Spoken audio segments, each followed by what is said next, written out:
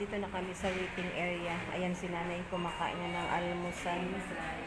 Ganito lang yung video natin guys kasi bawal. Ayan. Kaway siya guys. Waiting ng donation. Waiting ng result. Mamaya pang 1 PM tsaka 1 PM din si doc niya. Si doktor niya magdo-duty. Pawis pa more. Kasi paakyat ko yung upper ground. Maagang akyatan.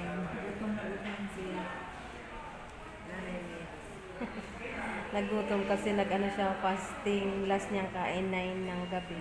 Tapos ngayon na pakatapos niyang kuhaan ng dugo. Saka lang na pinakain ng almusal. Ayan. Ayan guys. Mamaya naman guys. Babalagan namin kayo. Hello guys. Ayan. Mahaba yung oras na hihintayin namin. So, walang signal sa loob. Lumabas muna kami. Dito lang sa may balcony. Sa upper ground. Ayan.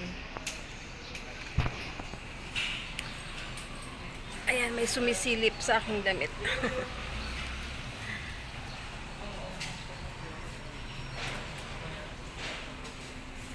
Buti makulimlim kaya hindi mainit.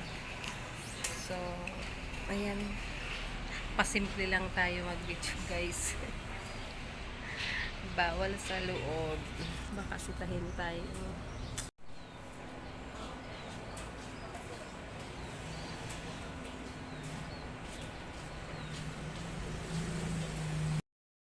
Guys, lumabas muna kami kasi masakit na ulo ko dun katitingin sa mga taong padaan-daan. So dito kami sa supermarket sa Metro. Bibili muna kami dito ng snacks at tubig.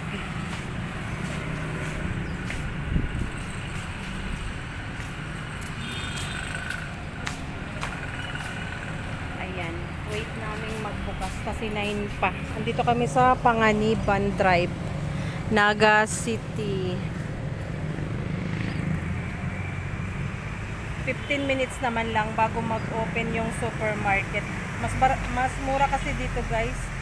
Kisa doon kami bibili sa labas ng ospital. Halos doble yung presyo. Lalo na yung tubig. Nakalimutan kasi namin magdala. Ayan. Busy ang isa. Busy siya, busy.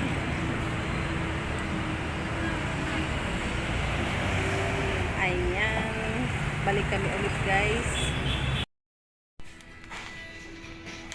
Ayan guys. May nabili akong chicken corn. Pasalubong ko kay Nikki. May free siya. Buy to get 10 pesos less. Ito lang naman siya dyan. Kasi mas mura yung tubig. 15 lang yung 1 litro. Samantalang sa labas 35. O diba? 20 pesos ang itinaas niya. Times 2. Times 2 ang patong nila. Super mahal ang tubig sa labas guys. Ito, favorite ko ni Nikki, kettle corn at natapat na merong free. May less pa lang 10 pesos. Ayan. Let's go, let's go. Ayan, mababayad na kami guys. Then, lalabas na naman, balik ospital na. Hello guys. Ayan, nakalabas na kami ng supermarket. Yung binili ko nadagdagan pa. Bumalik pa ako ulit dun sa yung mga chips. Kasi nandun yung favorite ko. Hindi ko kinuha kanina kasi mahal, 40. Bumalik. Kaya ang inaalala ko, mas mahal sa labas. So binalikan namin guys.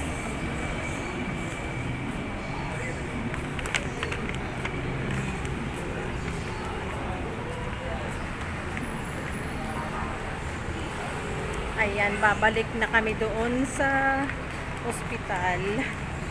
And titingnan namin yung kung may matambayan kami dito sa outpatient department. Kasi maaga pa. Dapat pipila ako dyan 11 na. Pero si nanay, pwede na silang pumasok, tsaka itong si Manay Shema. Pwede na silang pumasok. Ako lang ang maiiwan sa labas para pumila nung papel niya. Ayan guys, balikan ko kayo mamaya kasi ang init, nasa kalsada kami.